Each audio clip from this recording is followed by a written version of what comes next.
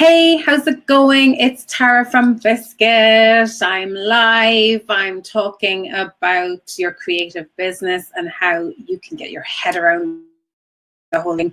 And specifically over the next few days, I'm talking about branding and what that means for your business and what actionable steps you can take to start thinking in a different way about your business to make an impact on the bottom line. Yes, indeed. It's about selling shit. That's why you're in business, right? You want to sell.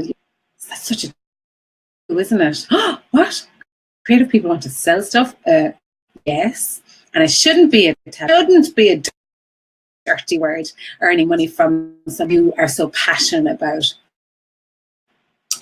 But it's a struggle, isn't it? And it always has been a struggle. This is why I do what I do, is to take that struggle away. Business things easier to understand and easier to implement, so you can actually make a difference to your bottom line. Click that bit. 9 times out of 10, creative people struggle with that bit. How am I going to make money from what I do? And this is why I'm here, to help you do that. So today I am going to about who you should actually be selling to. But before I dive into the stream, I want to see if anyone is in to join me today, or else I'll be chatting to myself. But sure, look, I do that all the time anyway, so that's okay too. And if you're watching the replay, please say hi in the comments, give some feedback, ask questions. I reply to every single question, every comment. I'm on this page. I'm open to questions, and if you want help with something, please use this page as a resource, and I'd love to hear from you. Hey Jerry, how's it going? Jerry Fortune, great to see you, Jerry. So it's good that I have a few people in, and it's good to see that there's someone in live with me today. Yay! Oh, hey Anna Dorado, how's it going? How's it going? I'm wearing an old fleecy scarf thing from As Bold As. You can see the little logo there now. Probably not.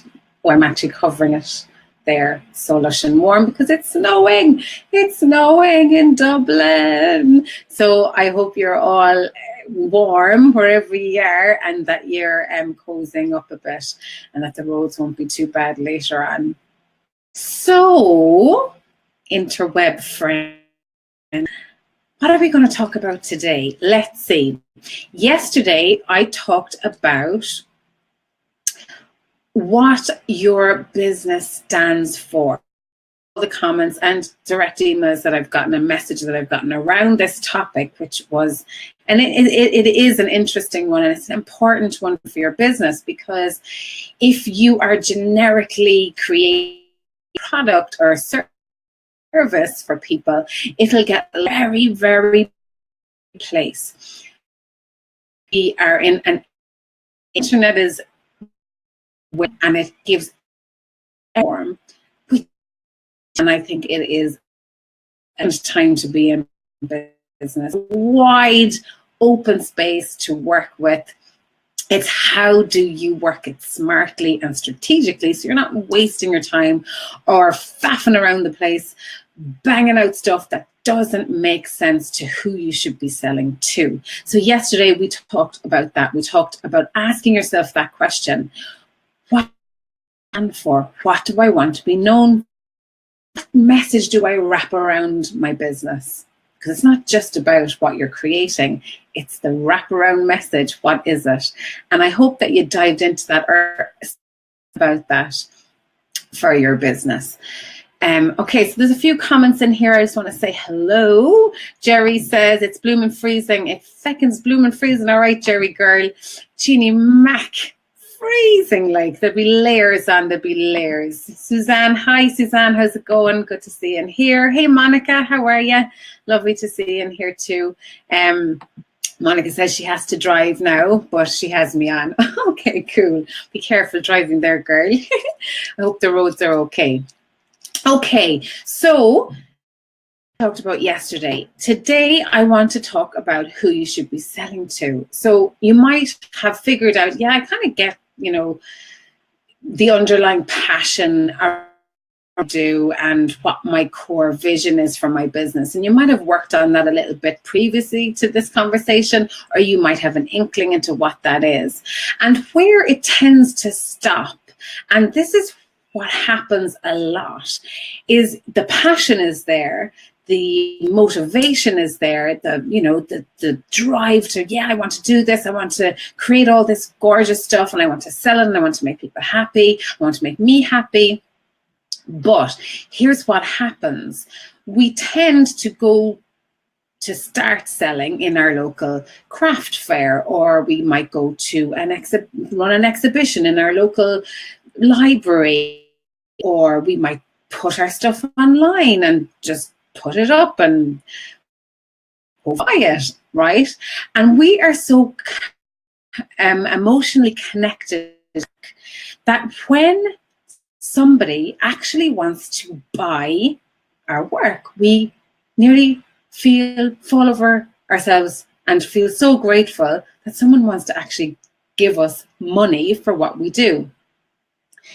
And this is the dangerous part, because we're so grateful and so happy and so excited that someone actually wants to pay for that transactional process, how that feels, becomes less important than the excitement around it. So this, to me, I love what your work, how much is it? Oh, it's 50 quid or whatever. What, 50 quid? I'm not giving you 50 quid, I'll give you 30 quid. What? Oh, okay.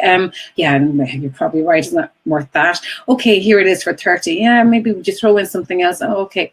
Now, we've all been there, right? The Hagler.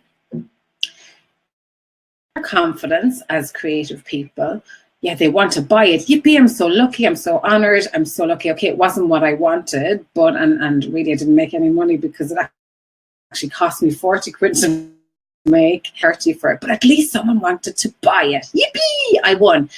No, you didn't win. You didn't make money from it. So then it has to stop. I'm not selling to the right person. That person wasn't my ideal client. It was not the person I should be selling to. They weren't willing to get asked, and get what I did, appreciate what I'm offering. They my ideal client. Ask yourself this question: do you know your ideal client person? Who you sell to? And this is very, very important, because if you sell to the incorrect person or continually market to the software, to the wrong online audience, to the wrong exhibitor, you really put yourself in those, then you might sell what you want, but more importantly, transactional process is going to be so negative. You will have shit confidence. You'll end up hating customers, hating your business, going, I'm not doing this anymore, and going back into comfortable where it's nice and you love what you do. And that is where people drop off this business ladder, because they're trying to sell to the room. So what's the solution? I want you to ask yourself this. Okay, when's the last time I had a brilliant experience with a sale that I sold to someone that went, what? I love what you do. Brilliant. How much is it? Fab. Great. Here's the money. Thanks a million. You're amazing. Here's a great testimonial. I love what you do. I'm going to tell my friends about you. Yay. When's the last time that happened? I want you to remember, if that has not happened to you yet, that's okay. Okay, don't freak out. You can still do this. And sometimes you have had the shit experiences, and maybe just one of those experiences. If you have had, yay, that is okay. You zone in on that and you think, who was who is that person? They like what? Where do they? What publication? What do they travel? About them, and you create an. What's an avatar, Tara? And that is around that ideal client. You need to figure out who that person is and get a bit. Create a person and name. So when you're creating marketing messages, you're trying to figure out what that person wants. Mary is the avatar. Clear now, like, would she be into this? Understand the brain, because when you makes them think, not what you assume your audience wants, your market wants. And this leads me to the next bit of a heave-ho for you, a nudge for you. I want you to reach out to past clients that you've worked with, that you've had that really good experience, and drop them an email, ask them a few questions. If you've a good chunk of people and your business has been lucky enough to zone in to your ideal client, I still want you to work on this. Send a survey out. There's free tools like Typeform is another online tool that's really easy to create, and make it easy for people to give you information and create that avatar around. Is gold. This is so important to really understand and not assume who you should be selling to, because this is another mistake we make. We assume we know who we should be selling to, and we think because we love what we're creating, because we're so passionate about our work, that we are our ideal client. But maybe that we're not. You need to be very careful not to assume your ideal client. Okay? Be careful there. Know who you're trying to sell to. If you haven't a clue, then you have to think who you really want to sell to. You don't want the struggle of having to banter with payments and money, and you don't want a million process if someone really doesn't get it. Like, now you're wasting time, emails back and forth, back and forth, back and forth. Oh, Jesus, I could be doing something else. That has to stop. Okay, and how you stop it, you know who you shouldn't deal with, and you know who you should deal with, and how you're going to get to that part of the market. Okay, I'm just going to dive quick questions or some comments there in the stream. Anna Dorada says, you are so right. Yeah, Anna, it's really important. We've all learned that, haven't we? And it's a really important one, to really zone in on that profile. And Jerry says, I have to relearn this now. And Jerry, you're doing something really exciting, and you're launching some new stuff. And yes, zone into and what that person actually looks like. So it is important. It is sometimes challenging starting to sell, and if you are who that person is, and if you've been selling to dickheads forever and your confidence is crushed because of, then don't worry, you can change it. You have the intelligence, you have the passion for what you do, and the talent to people that will really love what you do and get what you do. But there is a process involved. So don't be afraid of it. Just in my book, not everything. So time to find out who that person is, create an avatar, stick it up on your wall, talk to the person when you're trying to develop offerings, when you're trying how can you find them when you don't know who they are in the first place? So that is my nugget for today. And anyone in the live stream or on the that are watching the replay, and Jerry, this is for you. You just said, I have a brand new product. Pimp your product. I'm just going to write that up on the screen even. And would that be a good hashtag? Product. If I spell that right. Pimpy. Oh no.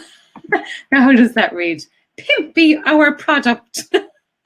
When it's all squashed together. So pimp your product. Jerry, we want to see your new product. Pimp your product, girl. So get in there. I'm just going to read some comments. Free to put in your website, your Facebook page, your Instagram, your Etsy shop, your sales page, whatever the heck you want. Pimp your product. Get it out there. Get it out there. Anna says, I have recently learned that asking for referrals really helps too. Past happy clients are a great asset and are normally happy to recommend you. Brilliant, Anna. And that's so, so important. And, you know, it's gold. When you can get really positive testimonials from past clients, think about when you're buying something, when you're purchasing something, and you're ready to purchase and you're making that decision, but you're just hesitant. I mean, for giving for something that you want, you want to make a good decision, and testimonials is a great way of showcasing to that person that's kind of on the fence that what other people think and what other people have said about working with you or buying your product or the experience that they've had.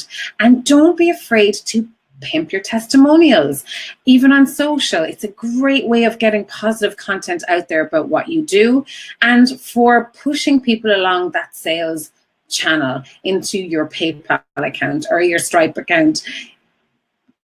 It's on your sales page. Put them around your website. Put them into blogs. Use your testimonials. And as Anna said, ask for referrals. Shy. People don't think about them as customers, but prompt people to give you referrals, to give you a testimonial. People 9 times out of 10 are delighted to help, and especially your ideal client who are brand ambassadors for what you do. When you zone into your ideal client, when you start working with them, they will share service out to their network, to their friends, to their audience, who they're having dinner with on a Saturday night. They will talk about you. They are gold. You nurture your customers and get your testimony out, gang. Bang it out. Okay, so that is it. Oh, thanks, Jerry. This is gold. Thanks, Jerry. And I'd love to see your offering, Jerry. Hey, Ursula Boland, how's it going? Ursula says, I find I take no for an answer without actually selling my products. Without actually selling my, so you take no for an answer. Oh, good. Okay. So, well, that's great. So what you're saying, Ursula, is someone starts bantering or bartering with you or you know, haggling with you. That's the word, bartering, haggling with you, and you say no. That's brilliant. And I think saying no in business is very liberating, because once you start saying no, because you know who you do not want to do business with, it gives you time, headspace, and it doesn't knock your confidence. So the more you say no, the more it enables you to focus on your ideal, your past clients, rather than having and spending negative energy and negative time on trying to get this person to buy your product or service. No, that's okay. Obviously, it's not a match. Thanks very much, but no, thank you. So great, Ursula. That's a really positive thing and a great place to put yourself when you're selling your product. So well done on that. And Jerry says, yep, I learned this just before Christmas. It's a great one, isn't it? Difficult when you're starting out because you're clamoring for sales and you really want to sell things, and you know it's really important to you, and I get that that's really, really hard, but it's a really important one to in on, and it definitely has an impact on the bottom line, even though when you look at it first off, it seems like it doesn't, because you're saying no to sales, but you have to think long term with your brand. And this is why, like we talked about yesterday, and if you're wondering what the hell is going on here, we're doing a few live streams on branding around your business, and saying no and knowing your avatar is important for your brand, because when you're putting messages, remember we talked about that message yesterday, you wrap a message around what you do, you know who then that message will resonate with your ideal client, and that impacts your brand. Because you're talking to the right people, you know what kind of message and what's really important about your business going forward, and that huge impact of your brand online and offline. Okay, so really, really, really important. Okay, that's me for today. Tomorrow I'm going to talk about visual branding, which is a very important part of your business. Of course, it's what you put out there, and it's how you stand out in a very, very busy marketplace. So if you've joined me live, thank you so much for being here and listening to me and all the stuff we do. And thank you so much for turning up. If you're watching the replay, please leave a comment down. I answer every question, and I love some feedback or emoji yokis. Comments, that makes me really happy. Thank you, and have a great day. Tomorrow I'll be on live again at 12. Branding for your business. Okay, talk to you. I'll see you soon. Keep creative. Have a good day. Bye now.